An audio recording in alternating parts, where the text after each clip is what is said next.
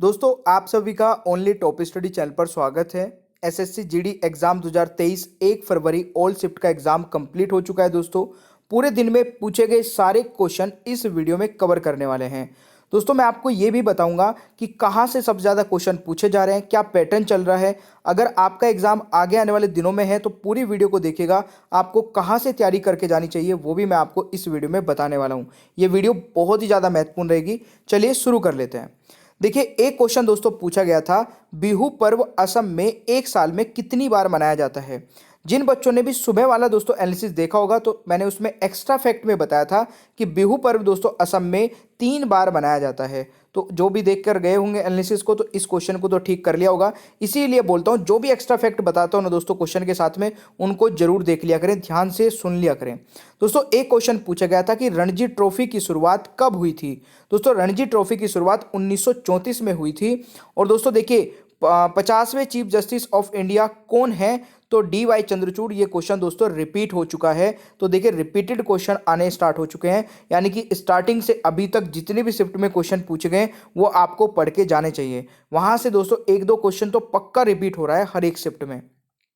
अब दोस्तों इसके अलावा एक और चीज नोट कर लीजिए, उन्होंने दोस्तों 9 नवंबर 2022 को भारत के 50वें मुख्य न्यायाधीश के रूप में शपथ ली है। अगर दोस्तों पूछा जाए कि 49वें चीफ जस्टिस ऑफ इंडिया कौन थे, तो मेरे प्यारे दोस्तों वो कौन हो जाएंगे, यूयू ललित जी। तो ये पॉइंट भी आप लोग जरूर नोट कर लीजिएगा। दोस्तों एक क्वेश्चन था कि नगर पालिका कौन सी अनुसूची में आती है, तो मेरे प्यारे दोस्तों 12वीं अनुसूची में दोस्तों नगर पालिका आती है। मेरे प्यारे दोस्तों एक्स्ट्रा फैक्ट भी जान लीजिए इसके बारे में। 1992 के 74वें संविधान संशोधन अधिनियम द्वारा इसे संवैधानिक दर्जा दिया गया था। मैं गारंटी के साथ में बोल सकता हूं कि आपसे 74वां संविधान संशोधन जरूर पूछा जाएगा एग्जाम में, तो नोट कर लीजिएगा दोस्तों। एग्जाम में क्या पता कल की या परसों की शिफ्ट में पूछ लिया जाए। दोस्तों एक क्वेश्चन पूछा गया था कि हाल ही में किस नेता ने राष्ट्रीय कांग्रेस पार्टी छोड़ दी, तो दोस्तों ऑप्शन में था कपिल सिब्बल। तो बिल्कुल यही आंसर हो जाएगा क्योंकि कपिल सिब्बल जी ने कांग्रेस पार्टी को दोस्तों छोड़ दिया है। दोस्तों एक क्वेश्चन था कि मंत्रिपरिषद किसके प्रति उत्तरदायी होता है। मेरे प्यारे दोस्तों मंत्रिपरिषद की नियुक्ति राष्ट्रपति जी द्वारा प्रधानमंत्री की सलाह पर की जाती है। तो ये पॉइंट आपको नोट कर लेना है। शिलालेख का संबंध किससे है, तो मेरे प्यारे दोस्तों भारत में शिलालेख का प्रचलन जो है वो सर्वप्रथम अशोक ने किया था। ये भी नोट कर लीजिएगा। द्रोणाचार्य पुरस्कार किसको दिया जाता है, तो मेरे प्यारे दोस्तों खेल में उत्कृष्ट कोच के लिए दोस्तों द्रोणाचार्य पुरस्कार दिया जाता है। मेरे प्यारे दोस्तों अगर आप लोग जितने अभी तक एसएससी जीडी के एग्जाम हुए उन सभी एग्जाम की पेपर की एनालिसिस की पीडीएफ चाहते हैं तो ओनली टॉप स्टडी ऐप को दोस्तों अभी डाउनलोड कर लीजिएगा अपने मोबाइल में। और इस ऐप में सारी की सारी पीडीएफ आपको दोस्तों फ्री ऑफ कॉस्ट दी जाती है। अच्छा एक और बहुत इंपॉर्टेंट पीडीएफ बताता हूं जो ऐप पर है और जिसमें से दोस्तों हर एक शिफ्ट में क्वेश्चन पूछे जा रहे हैं। 1000 क्वेश्चन आंसर्स की पीडीएफ मैंने बनाई है। जो अभी तक क्वेश्चन पूछे गए हैं उन पर ही आधारित वो पीडीएफ है और संभावित प्रश्नों की पीडीएफ भी दोस्तों आपको यूट्यूब पर मिल जाएगी। जैसे डेली करंट अफेयर की पीडीएफ हो गई, जैसे दोस्तों अभी बजट की पीडीएफ हो गई, इंपॉर्टेंट टॉपिक की पीडीएफ हो गई, वो भी सारी आपको दोस्तों ओनली स्टडी ऐप पर फ्री में मिल जाती है। तो अभी जाके डाउनलोड कर लेना, लिंक नीचे डिस्क्रिप्शन बॉक्स में अवेलेबल है। जो हमारी पेड पीडीएफ है दोस्तों 6000 की, इसको 150 रुपीज़ में आप डाउनलोड कर सकते हैं हमारी वेबसाइट और व्हाट्सअप नंबर से। लिंक इसका भी नीचे डिस्क्रिप्शन बॉक्स में मिल जाएगा। मेरे प्यारे दोस्तों भारत में गरीबी का आकलन कौन करता है, तो मेरे प्यारे दोस्तों नीति आयोग जो है, नीति आयोग की टास्क फोर्स वो गरीबी का आकलन करती है। दोस्तों देखिए मौर्य काल से संबंधित एक क्वेश्चन था कि मौर्य काल में धर्म नीति किस शासक ने अपनाई थी, तो इसका राइट आंसर दोस्तों हो जाएगा अशोक ने युद्ध की नीति त्याग दी थी और धर्म की नीति अपनाई थी। तो ये पॉइंट आपको याद रखना है, अशोक ने दोस्तों धर्म की नीति अपनाई थी। देखिए अशोक के 11वीं शिलालेख में धर्म की नीति का वर्णन है। तो ये एक बहुत ही इंपॉर्टेंट मान के चलिएगा, वेरी वेरी इंपॉर्टेंट। यहां से दोस्तों आगे आने वाली शिफ्ट में क्वेश्चन आ सकता है, तो जरूर नोट कर लीजिएगा इस क्वेश्चन को भी। दोस्तों अगला क्वेश्चन है टीकाकरण अभियान मिशन इंद्रधनुष कितने साल के बच्चों के लिए शुरू हुआ था। मेरे प्यारे दोस्तों 0 से 2 साल तक के और गर्भवती महिलाओं का टीकाकरण के लिए दोस्तों टीका अभियान मिशन इंद्रधनुष शुरू हुआ था। दोस्तों तड़ित का पर्यायवाची शब्द पूछा गया था, तो बिजली दामनी गाज हो जाएगा राइट आंसर। दोस्तों हर्षवर्धन और खालिस्तान का युद्ध किस नदी पर हुआ था, तो दोस्तों ऑप्शन के अकॉर्डिंग ही ये आंसर हो सकता था। अगला क्वेश्चन दोस्तों आता है सागा दावा फेस्टिवल सिक्किम में कौन से धर्म के लोग मनाते हैं? वेरी वेरी इंपॉर्टेंट क्वेश्चन है और दोस्तों बौद्ध धर्म इसका राइट आंसर हो जाएगा। दोस्तों पीएम किसान सम्मान निधि योजना का उद्घाटन किसने और कब किया था? देखिए पीएम किसान सम्मान निधि योजना दोस्तों मैंने संभावित प्रश्न की वीडियो में कवर कराया था और दोस्तों बहुत बार इस पर मैंने एम्फेसाइज करके बोला था कि ये क्वेश्चन एग्जाम में जरूर पूछा जाएगा और ये दोस्तों देख लीजिए आज एग्जाम में देखने को मिल गया है। दोस्तों प्रधानमंत्री जी ने दोस्तों 24 फरवरी 2019 में इसका उद्घाटन किया था, ये आपको नोट कर लेना है। दोस्तों हिंदुस्तान सोशलिस्ट रिपब्लिकन एसोसिएशन की स्थापना कहाँ हुई थी? तो दोस्तों दिल्ली में हुई थी और इसका दोस्तों ईयर भी याद कर लेना 1928 में हुई थी, तो ये भी काफ़ी इंपॉर्टेंट है। दोस्तों एक क्वेश्चन था गोला फेंक में महिलाओं के लिए गोले का वजन कितना रहता है? तो मेरे प्यारे दोस्तों 4 किलोग्राम रहता है महिलाओं के लिए। अब देखिए महिलाओं का पूछ लिया, क्या पता कल आपसे पुरुषों का पूछ लिया जाए, तो पुरुषों का भी जरूर दोस्तों याद रखिएगा 7.26 किलोग्राम होता है दोस्तों गोला फेंक में पुरुषों के लिए जो गोला होता है उसका वेट, तो ये जरूर पॉइंट को नोट कर लीजिएगा। दोस्तों एक क्वेश्चन था कि विभाकर का पर्यायवाची शब्द, तो विभाकर का दोस्तों पर्यायवाची शब्द हो जाएगा निशाकर, सोम या आशासी, ये आपको याद रखना है। दोस्तों हरित क्रांति में किस फसल के उत्पादन पर जोर दिया गया था? तो देखिए मेनली दोस्तों खाद्य फसलों के ऊपर जोर दिया गया था। अब ऑप्शन में क्या था दोस्तों वो आपको देखना पड़ेगा, गेहूं था, चावल था, किस प्रकार का कोई दोस्तों खाद्य पदार्थ दिया गया था। दोस्तों एक क्वेश्चन था कि 10वीं पंचवर्षीय योजना कब से कब तक रही थी? देखिए ये क्वेश्चन भी रिपीट हो गया है, संभावित प्रश्न की वीडियो में भी कराया था और ये एग्जाम में आ गया था और अब दोबारा से पूछ लिया गया है, इसीलिए बोल रहा हूं दोस्तों ऐप को डाउनलोड कर लीजिए और अभी तक की सारे एनालिसिस की पीडीएफ आपको बहुत ही अच्छे तरीके से लाइन में मिल जाएगी। उन पीडीएफ को पढ़िए और साथ ही साथ दोस्तों जितने भी संभावित प्रश्न की वीडियो है उनको भी पढ़ के जाइएगा।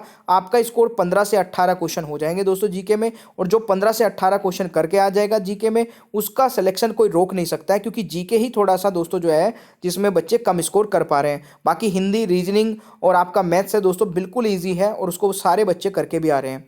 तो 10वीं पंचवर्षीय योजना का दोस्तों जो कार्यकाल है वो 2002 से 2007 तक रहा है और इसके साथ साथ में दोस्तों ये भी जरूर याद रखिएगा कि इसके अध्यक्ष दोस्तों यानी कि 10वीं पंचवर्षीय योजना के दौरान प्रधानमंत्री कौन थे? तो अटल बिहारी वाजपेयी जी थे, ये भी नोट कर लीजिएगा।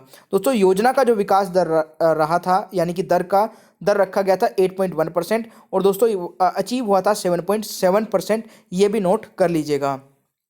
दोस्तों क्वेश्चन पूछा गया था कि यूपीएससी के चेयरमैन का कार्यकाल कितना होता है? तो देखिए यूपीएससी के चेयरमैन का कार्यकाल दोस्तों 6 वर्ष या 65 वर्ष की आयु होता है।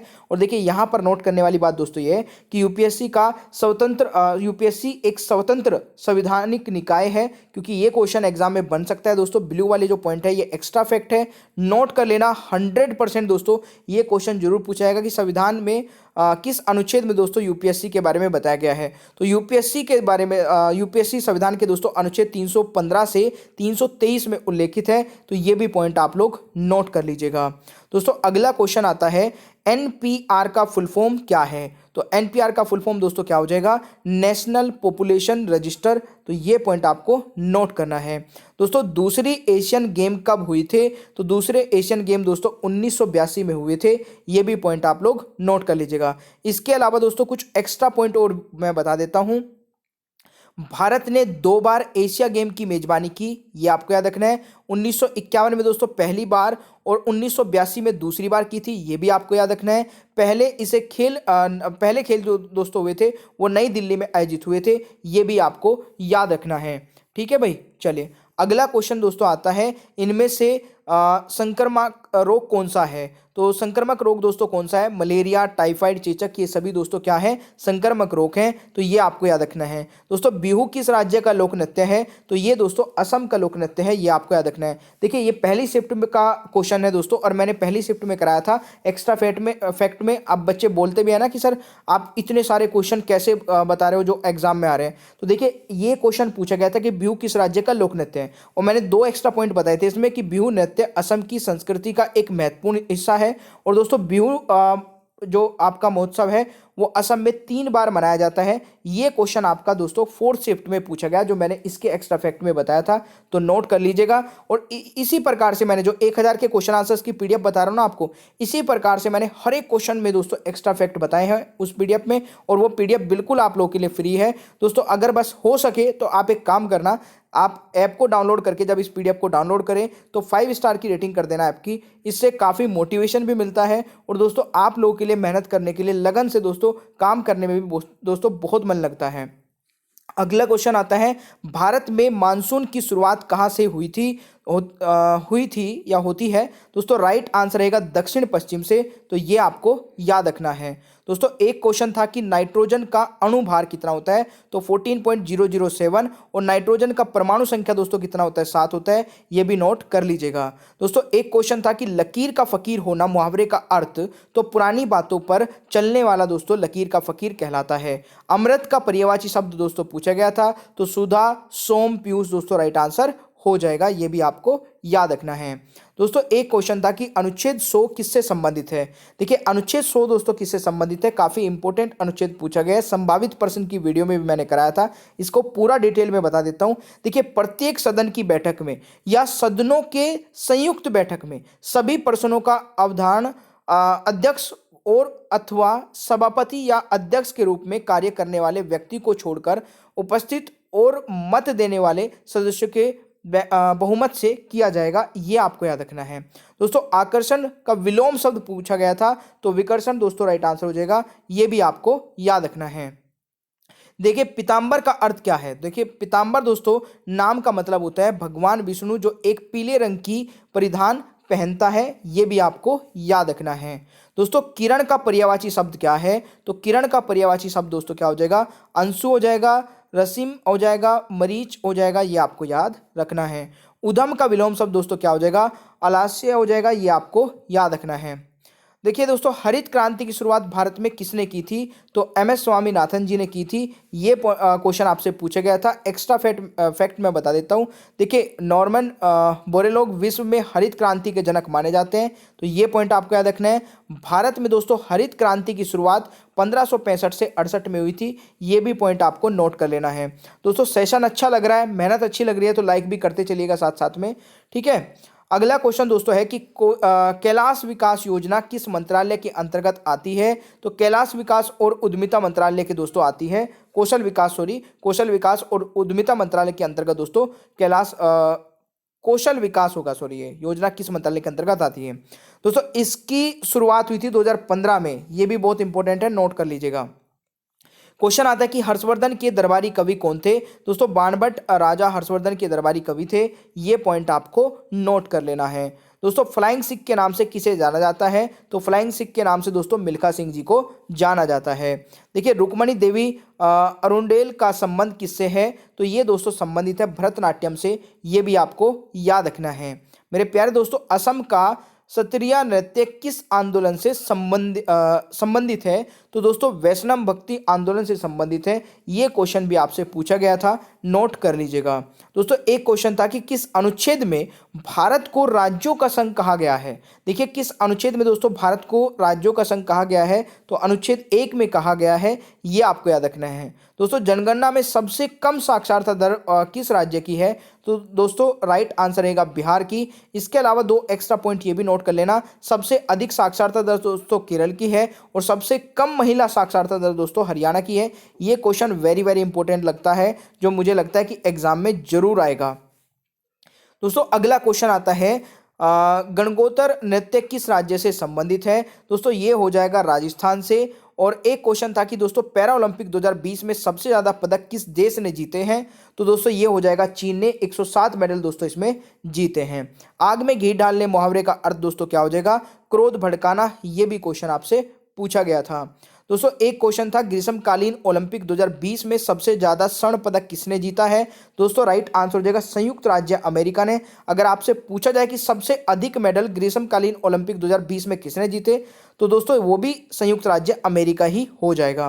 कैल्शियम कार्बोनेट का रासायनिक सूत्र पूछा गया था, CaCO3 हो जाएगा राइट आंसर।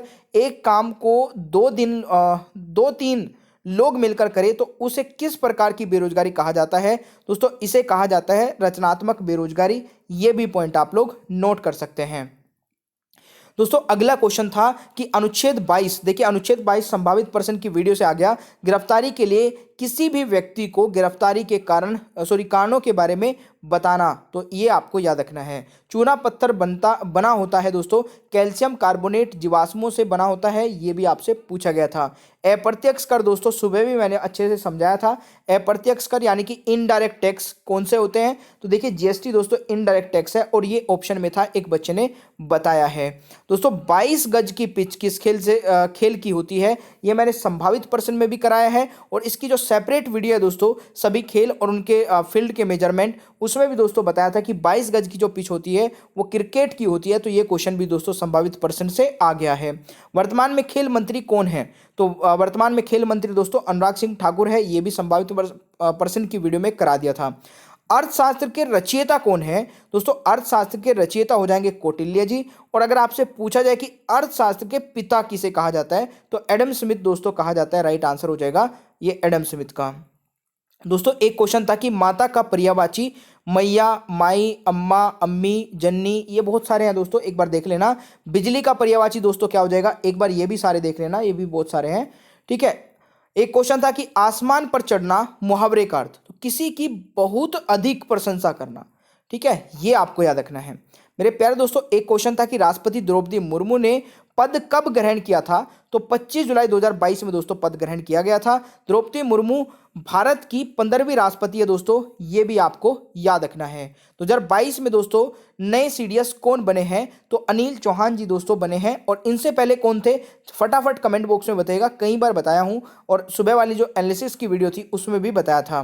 दोस्तों अगला क्वेश्चन आता है, देवप्रयाग में किन दो नदियों का संगम होता है। मेरे प्यारे दोस्तों मैंने संभावित प्रश्न की वीडियो में इस क्वेश्चन को चिल्ला चिल्ला के बोला था कि इस क्वेश्चन को जरूर याद कर लेना, क्योंकि ये एग्जाम में बनने लायक क्वेश्चन था, और ये पूछ लिया गया दोस्तों आज की पहली शिफ्ट में, यानी कि आज दोस्तों 1 फरवरी को पहली शिफ्ट का क्वेश्चन है ये। देवप्रयाग में किन दो नदियों का संगम होता है, तो भागीरथी और अलकनंदा। अब एक क्वेश्चन और बताता हूं जो एग्जाम में आएगा, डेफिनेटली लिख लेना। अब मुझे ये नहीं पता किस शिफ्ट में पूछा जाएगा, बट आएगा दोस्तों। और क्वेश्चन है, विष्णु प्रयाग में धौली गंगा तथा अलकनंदा नदियों का संगम होता है। तो आपसे क्वेश्चन पूछा जाएगा कि विष्णु प्रयाग में दोस्तों किन नदियों का संगम होता है, तो ये पॉइंट भी आपको नोट कर लेना है।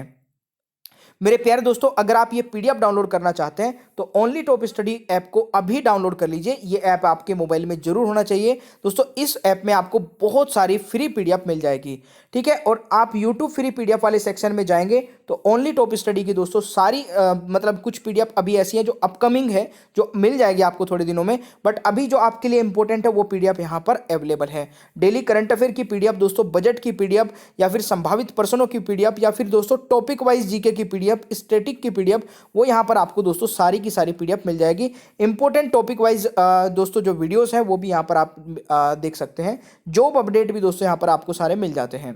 तो ये ऐप दोस्तों बहुत ही ज़बरदस्त होने वाला है। 1 महीने के अंदर अंदर आप इस ऐप को बहुत ही ज़्यादा कुछ चीज़ें देखेंगे, और वो भी फ्री में। और प्लीज़ इस ऐप को दोस्तों रेटिंग जरूर करिएगा 5 स्टार की, ताकि हमें भी मोटिवेशन मिलता रहे आप लोग के लिए लगातार इसी प्रकार से मेहनत करने के लिए। दोस्तों आप इस वीडियो को लाइक करिए, अपने भाई बहन दोस्तों के साथ में शेयर करिए जिनका एग्जाम है आगे आने वाले दिनों में, और चैनल को सब्सक्राइब करके बेल आइकन को ऑन कर लेना ताकि आगे आने वाली सारी वीडियोज़ के नोटिफिकेशन आपको मिलते रहे। Thank you so much, bye bye everyone, take care, ख्याल रखें अपना।